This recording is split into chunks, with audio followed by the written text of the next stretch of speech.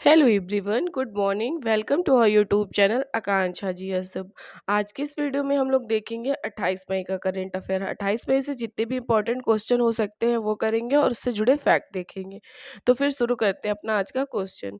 पहला क्वेश्चन है, हाल ही में किस राज्य की जीसीसी की अराकू कॉफी को जैविक प्रमाण मिला है? तो जीसीसी की अराकू कॉफी को जैविक प्रमाण पत्र मिला है, तो ये आंध्र प्रदेश के जीसीसी अराकू को कॉफी के जैविक प्रमाण पत्र मिला है। अब ये जीसीसी गिरजन सहकारी निगम की अराकू कॉफी को मिला है। अब आंध्र प्रदेश की जो कैपिटल है विशाखापट्टनम है, अभी नहीं बनी, इसके पहले अमरावती थी। और आंध्र प्रदेश के चीफ मिनिस्टर है वाईएस जगनमोहन रेड्डी। और यहाँ के जो नए अभी गवर्नर बने हैं जस्टिस अब्दुल नाजीर बने हैं।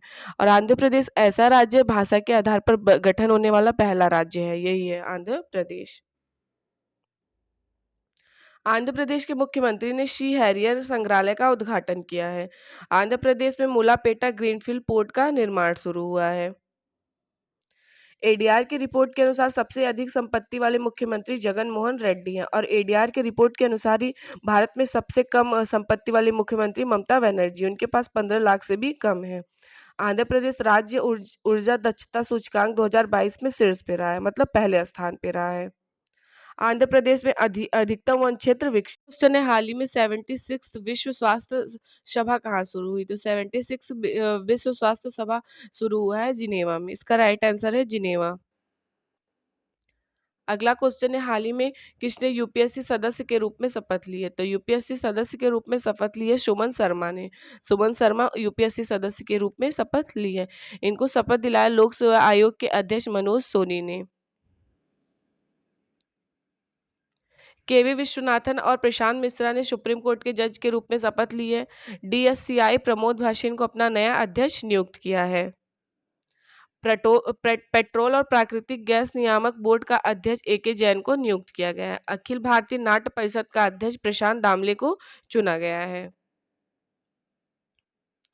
हाल ही में किस देश ने अपना घरेलू अंतरिक्ष प्रक्षेपण यान KSLV-2 नूरी को लॉन्च किया है? तो ये किया है दक्षिण कोरिया। दक्षिण कोरिया ने अपना KSLV-2 नूरी को लॉन्च किया है। अब दक्षिण कोरिया ने किया है, तो दक्षिण कोरिया की कैपिटल है सियोल और यहाँ की करेंसी साउथ कोरियन वॉन है। अब हम दक्षिण कोरिया के बारे में और देखते हैं इंपॉर्टेंट। दक्षिण कोरिया दुनिया के सबसे बड़े चिप सेंटर का निर्माण करेगा। ओसोनिक सिटी नामक तैरता हुआ शहर साउथ कोरिया में विकसित किया जाएगा। यू सुक पेओल दक्षिण कोरिया के नए राष्ट्रपति बने हैं। स्पेस एक्स ने दक्षिण कोरिया के सैन्य उपग्रह एनासिस 2 को सफलतापूर्वक लॉन्च किया है। अपना पहला स्वदेशी अंतरिक्ष रॉकेट नूरी लॉन्च किया है दक्षिण कोरिया ने। तो ये दक्षिण कोरिया के बारे में कुछ इंपॉर्टेंट था। अगला क्वेश्चन है, हाल ही में टीना टर्नर का निधन हुआ, वह कौन थी? तो टीना टर्नर का निधन हुआ, वह एक सिंगर थी, गायिका थी। इनका जो निधन हुआ 83 एज में हुआ। इनका जो निधन हुआ, इनका एज था 83। और इन्हें टीना टर्नर को queen of rock and roll के भी नाम से जाना जाता है। Queen of rock and roll के भी नाम से जाना जाता है टीना टर्नर को। अगला क्वेश्चन है, हाल ही में ऑटोमोबाइल के प्लांट के लिए तमिलनाडु के मुख्यमंत्री ने किस देश के साथ समझौता किया है? तो तमिलनाडु के मुख्यमंत्री ने ऑटोमोबाइल के लिए जापान के साथ समझौता किया है। तो इसका राइट आंसर है जापान।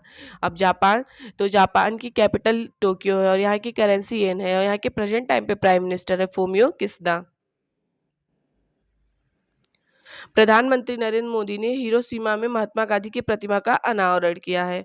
जापान ने भारत के डिजिटल पेमेंट प्रणाली यूपीआई को अपनाने की इच्छा जताई है।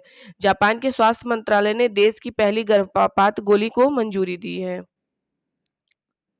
अगला क्वेश्चन है, हाल ही में किसे 2023-24 के लिए सीसीआई अध्यक्ष के रूप में नियुक्त किया गया है?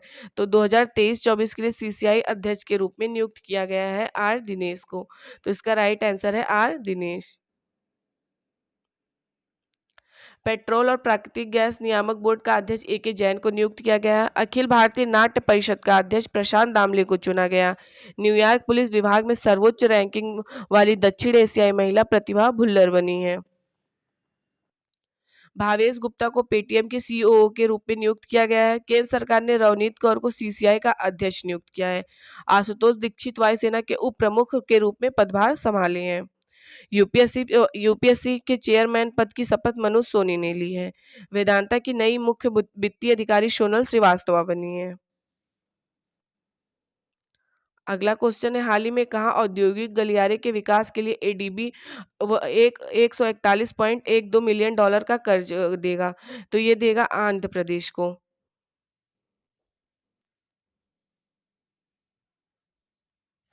तो इसका राइट आंसर है आंध्र प्रदेश। अब आंध्र प्रदेश को देगा, तो आंध्र प्रदेश की राजधानी जो अभी बनी है विशाखापट्टनम बनी है। अब एडीबी देखते हैं। एडीबी जो है एशियन डेवलपमेंट बैंक है। अब इसकी स्थापना कब हुई थी? इसकी स्थापना 1966 में हुई थी। इसका जो हेडक्वार्टर है वो फिलीपींस में है, और इसके प्रेजेंट टाइम पे प्रेसिडेंट है मत्सासुको ओस्कावा। इसकी जो प्रेजेंट टाइम पे प्रेसिडेंट है वो मत्सासुको अशोकावा है।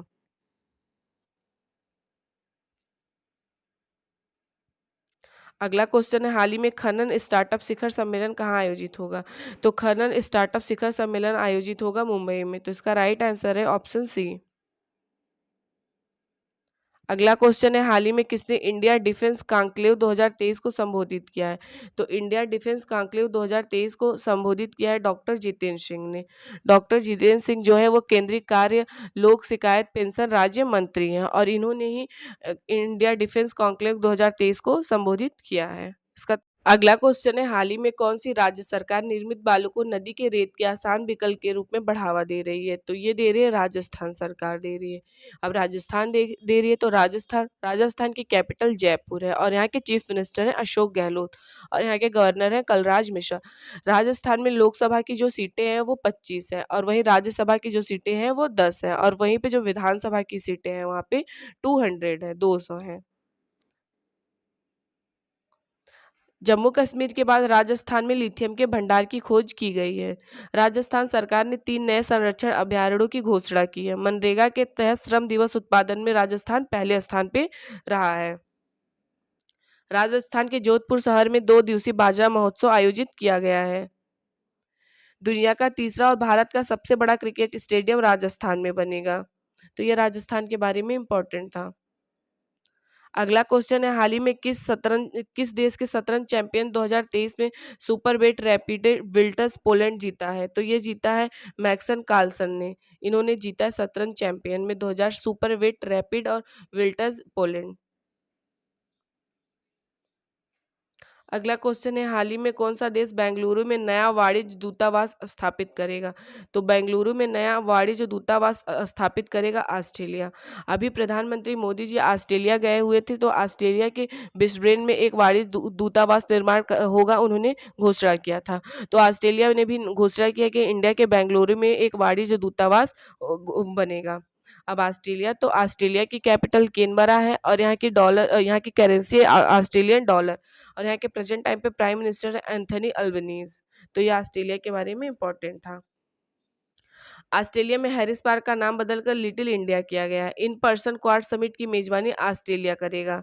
भारतीय उद्योगपति रतन टाटा को विशिष्ट सेवा के लिए ऑर्डर ऑफ ऑस्ट्रेलिया से सम्मानित किया गया है। अमेरिका और ब्रिटेन ऑस्ट्रेलिया को परमाणु ऊर्जा से चलने वाली पनडुब्बियां उपलब्ध कराएंगे।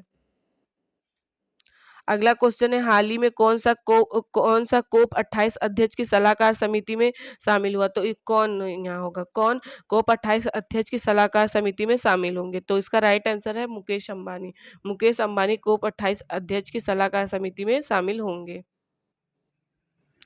अगला क्वेश्चन है, हाल ही में शोधकर्ता ने कहाँ पेड़ की नई प्रजाति की खोज की? तो पेड़ की नई प्रजाति की खोज की गई है अरुणाचल प्रदेश में।